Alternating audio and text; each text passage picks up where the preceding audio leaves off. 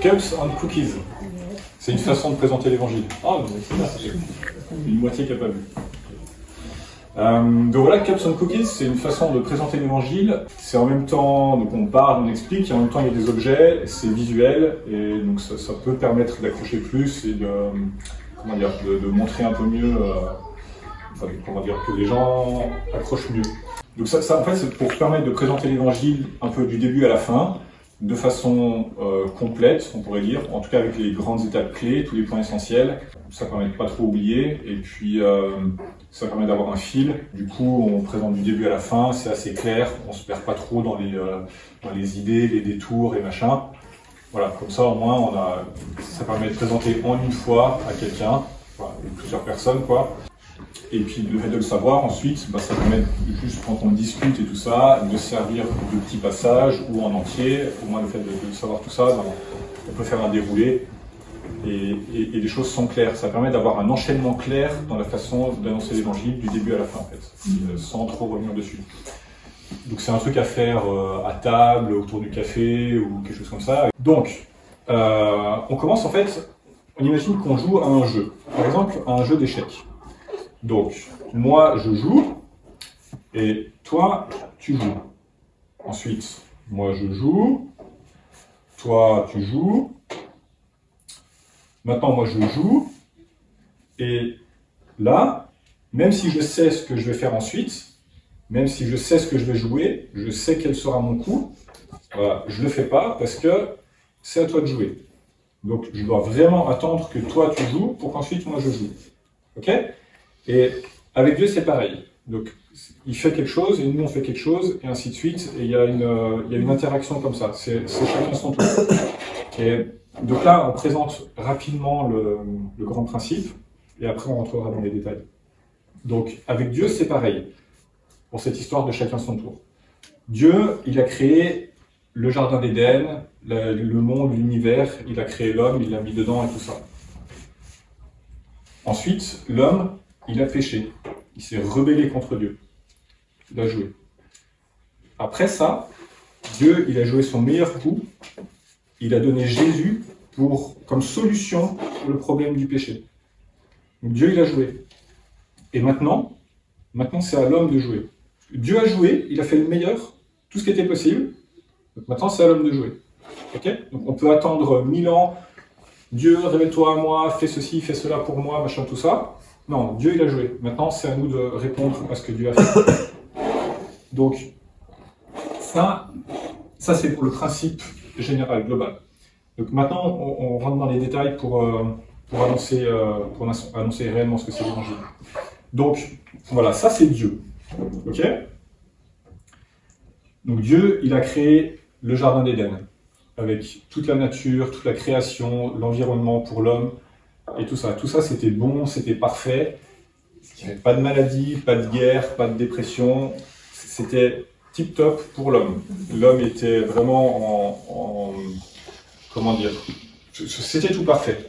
Dans ce jardin, il a mis l'arbre de la connaissance du bien et du mal, et il a mis l'arbre de la vie éternelle. Et du coup, l'homme qui était dans ce jardin, donc l'homme, l'humanité, disons, hein, enfin l'humain, pas l'homme masculin, quoi, l'homme et la femme, étaient dans ce jardin. Ils étaient ouverts à Dieu, ils étaient en connexion avec Dieu, ils étaient en relation avec Dieu. Ils étaient vraiment ouverts à lui, vous voyez, comme ce verre ouvert pour recevoir l'eau. Et l'arbre de la vie éternelle et l'arbre de la connaissance du bien et du mal, tout ça c'était dans le jardin et tout ça c'était des bonnes choses. Et Dieu avait dit, vous pouvez jouir de tout le jardin, tout ça c'est pour vous, c'est parfait, c'est bon, c'est pour vous, mais juste, vous ne touchez pas l'arbre de la connaissance du bien et du mal. Ça c'est pas un truc c'est pas un piège, c'est pas un truc d'un Dieu sadique, voilà, pour l'homme là qu'il a mis là pour que l'homme y tombe.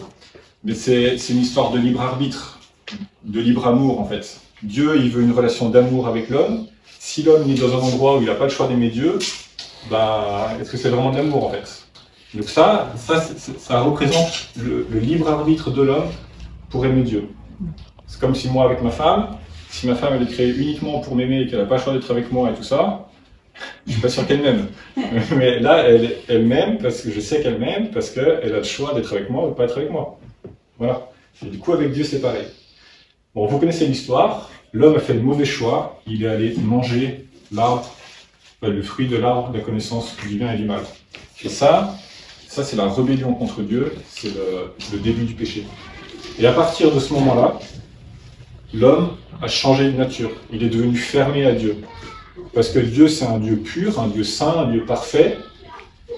Il ne peut pas être en connexion avec quelqu'un qui est rebelle contre lui, qui est plus pareil. Pour pas que l'homme mange de l'arbre, du fruit de l'arbre de la vie éternelle, et qu'il soit éternellement dans cet état-là, Dieu a rejeté l'homme du jardin, et il a mis une séparation pour que l'homme ne reste pas éternellement dans cet état-là. Donc ça, je mets de côté pour l'instant. Donc, petite parenthèse, là, c'est deux endroits séparés parce que c'est des petites tables et c'est juste pour... Mais normalement, on fait ça sur une table complète, quoi. Donc, l'homme est maintenant dans cet état-là. L'homme s'est multiplié. Un autre homme, un autre homme, un autre homme, un autre homme, un autre homme. L'homme s'est multiplié et le péché s'est multiplié aussi en même temps que l'homme. Au début, Adam, il a juste désobéi à Dieu. Ensuite, Caïn, le fils d'Adam et Ève, il a tué son frère. Et de génération en génération, à l'époque de Noé, c'est dit que l'homme avait ses pensées, toutes ses pensées, continuellement tournées vers le mal. Donc c'était de pire en pire, de pire en pire. Et le péché, c'est devenu une loi dans notre cœur, une vraie loi, et c'est devenu dans notre nature comme notre ADN. C'est une loi vraiment comme la gravité qui nous tire vers le bas. On peut pas s'y soustraire. Je peux dire à cet objet de voler, il va tomber. Je le lâche, je peux dire vole, il tombe. On peut mettre beaucoup d'énergie dans un avion pour qu'il vole, mais donc nous on peut faire beaucoup d'efforts pour résister au péché. À partir du moment où il y a un petit manque d'énergie, ça tombe. Et nous, c'est pareil. On est vraiment lié au péché, on ne peut pas s'en débarrasser par nos propres efforts. Du coup, c'est quoi le péché? Le péché, c'est ce qui nous sépare de Dieu. C'est ce qui n'est pas conforme à la volonté de Dieu. C'est ce qui n'est pas conforme à son standard, à sa pureté. Dieu, il est complètement saint et parfait. Tout ce qui n'est pas saint, pur et parfait, c'est péché. Et donc souvent, on se compare. On met des comparaisons de péché. On dit, ok, moi, j'ai menti. C'est pas bien, c'est un péché. Mais lui, c'est un bagarreur. Il tape souvent les gens. Lui, il va dire, ok, mais lui, il trompe sa femme. Et souvent, en plus. Lui, il va dire, ok, il trompe sa femme, mais lui, c'est un meurtrier. Lui, c'est un meurtrier, c'est encore pire. Et du coup, on se compare comme ça, on se met des échelles, on dit, ouais, lui c'est pire, donc moi c'est pas si mal. Mais non, en fait, le standard, c'est pas nous les uns les autres. On n'a pas de compte à rendre les uns envers les autres. On a des comptes à rendre envers Dieu, qui lui est pur, parfait. Donc c'est lui le standard, en fait. Et Jésus, il met la barre encore plus haut que ce qui était dit avant. Avant, on disait, commets pas d'adultère. Très bien. Mais Jésus, il dit, si tu as une pensée envers une femme, si tu as une envie, tu commets l'adultère avec. C'est comme si tu commettais l'adultère avec elle. Si tu as de la haine envers ton frère, ou n'importe qui, c'est comme si tu commettais un meurtre. Le standard est encore plus haut. Et un péché, ça nous rend coupables. Quand moi je conduis, je grille un feu rouge.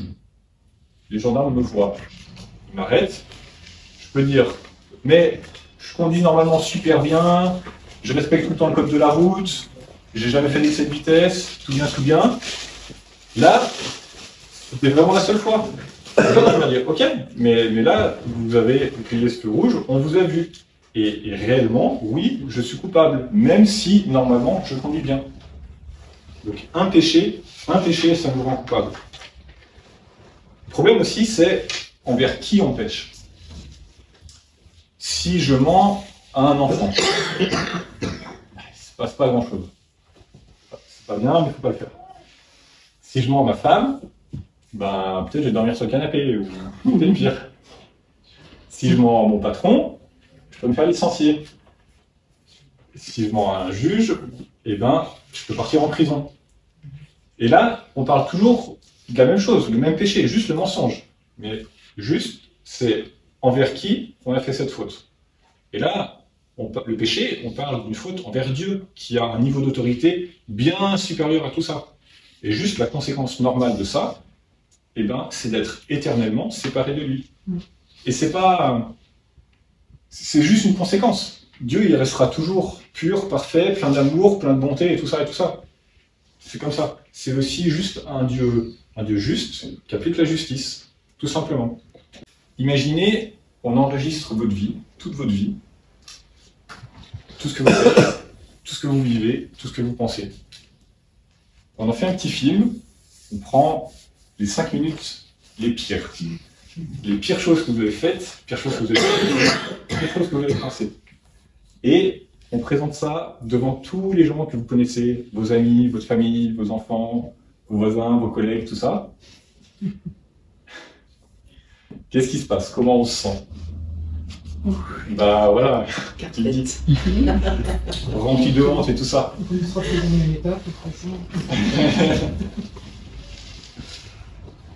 Et on est comme ça devant Dieu. Dieu, il voit tout, il connaît tout. Et on est dans cet état-là réellement coupable devant Dieu. On est réellement coupable. Dieu, c'est un juge qui est juste. Et il nous juge sur nos mauvaises actions. On est jugé sur nos mauvaises actions. S'il y a un chauffard qui renverse mon enfant sur un passage piéton, il passe devant le juge, il va au tribunal, et s'il dit ouais, mais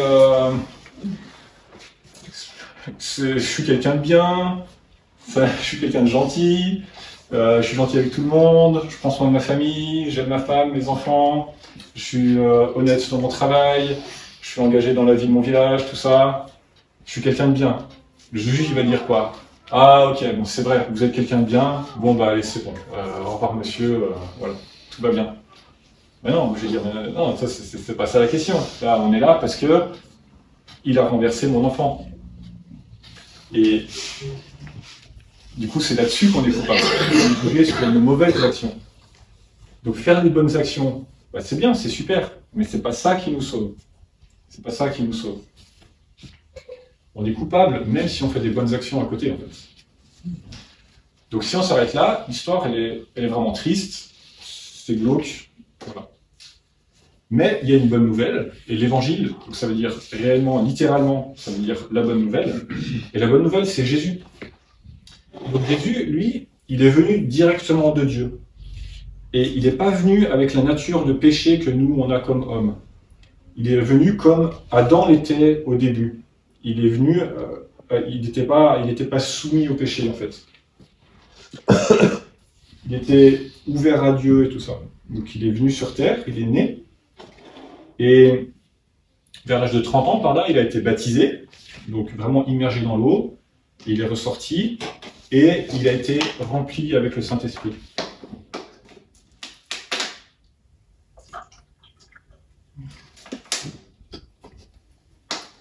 Donc, Jésus, il a vécu sur terre, il s'est baladé parmi les hommes, il a fait le bien, il a annoncé le royaume de Dieu, il a guéri les malades, il a chassé des démons, ressuscité des morts, et tout ça.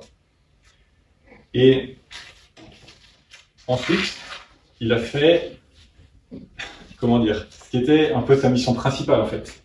Malgré toutes ses bonnes actions, malgré qu'il était sans péché, malgré tout le bien qu'il a fait, il a été mis à mort. Des gens qui l'ont crucifié, cloué sur une croix. Et là, c'est vraiment la justice de Dieu qui s'est appliquée sur Jésus. Tout le péché, toute la conséquence du péché qui était le nôtre, la mort que nous on devait subir, c'est Jésus qui l'a subi. Comme un paratonnerre en fait. La justice de Dieu est tombée sur lui. Donc, il est mort, réellement, mais vu qu'il n'avait pas péché, la mort n'a pas pu le retenir. Parce que la mort physique, c'est vraiment la conséquence du péché. Et tout il est ressuscité, il est revenu à la vie. Il a continué à marcher encore quelques jours parmi ses disciples, il leur a expliqué des choses et tout ça, et il est retourné au ciel, et il est maintenant assis à côté de Dieu. Ensuite, il a dit qu'il allait envoyer son Saint-Esprit, et il a envoyé son Saint-Esprit sur ses disciples. Donc maintenant, qu'est-ce qu'on va faire? C'est pas mon rôle. Donc Jésus nous a demandé de suivre son exemple, de faire ce qu'il a fait, d'être un disciple, de faire les mêmes choses que lui a fait. Donc concrètement, ça veut dire quoi? D'abord, je dois mettre ma confiance en Jésus. Je dois accepter qu'il a porté le péché, la condamnation à ma place. Il a porté la punition à ma place. Donc je dois croire tout ça. Et je dois agir suivant ça. Parce que si juste je crois, eh ben ma croyance elle a aucun poids. Si je crois en ce verre d'eau, si je le bois pas, il a aucun impact, ça n'a aucun impact sur moi. Donc ce qui va se passer ensuite, tout ça, ça dépend de croire et de mettre en action ce qu'on croit. Donc première chose, se repentir. Se repentir, c'est vraiment, c'est pas juste un regret, un remords, oh là là, mince, c'est dommage, c'était pas bien.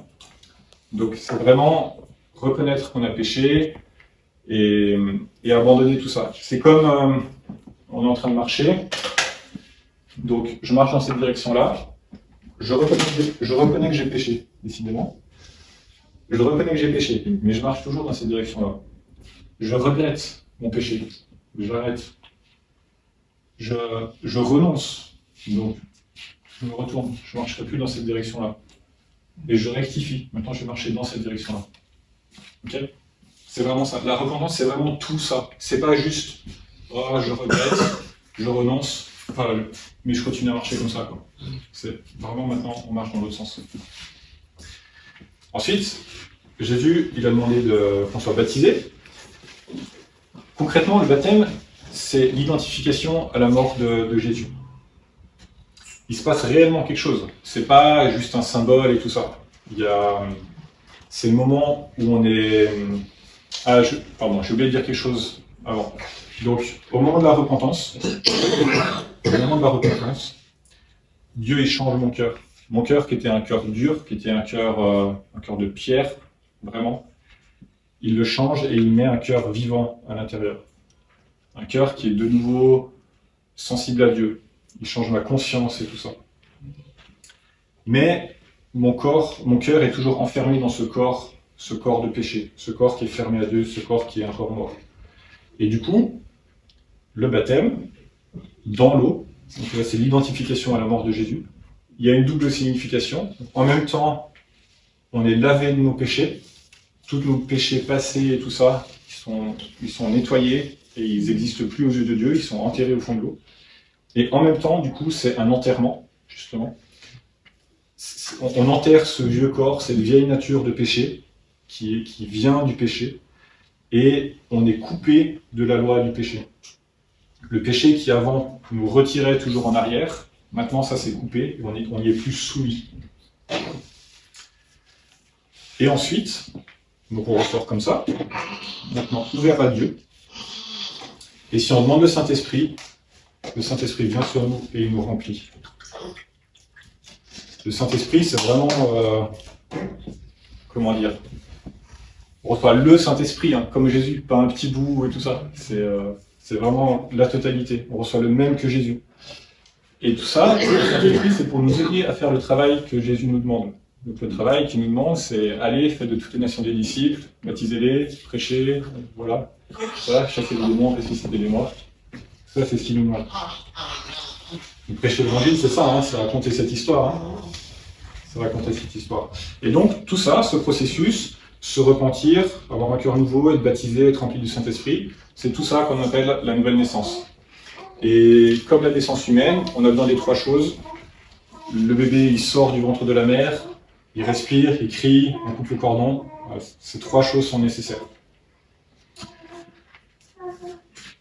Et donc nous, on a besoin de continuer aussi à obéir, à mettre en pratique ce que Dieu nous demande.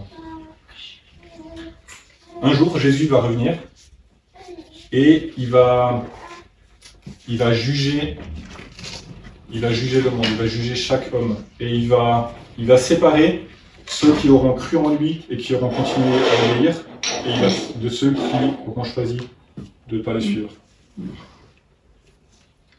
Donc ceux qui auront choisi Jésus, ils retourneront avec Dieu, et ils auront de nouveau accès à l'arbre de la vie éternelle. Ils seront éternellement avec Dieu. Ceux qui n'auront pas choisi, ils seront éternellement sans Dieu. Juste parce que c'est pas parce que Dieu est mauvais, c'est juste parce qu'ils sont mauvais. C'est comme ça. Et donc, maintenant, on retourne au début. Où on en est, nous. Voilà, Dieu, il a joué, il a fait tout, et maintenant c'est à nous de jouer. Donc, est-ce que tu es loin de Dieu? Est-ce que tu t'es repenti, mais tu as toujours ton corps de péché? Est-ce que tu as été baptisé, mais tu n'es pas rempli du Saint-Esprit? Est-ce que tu es rempli du Saint-Esprit, mais tu ne marches pas avec Dieu? Est-ce que tu es un disciple qui avance? On doit tous continuer à marcher avec Dieu. Voilà, donc ça c'est l'évangile, un peu du début à la fin, comment on peut le présenter.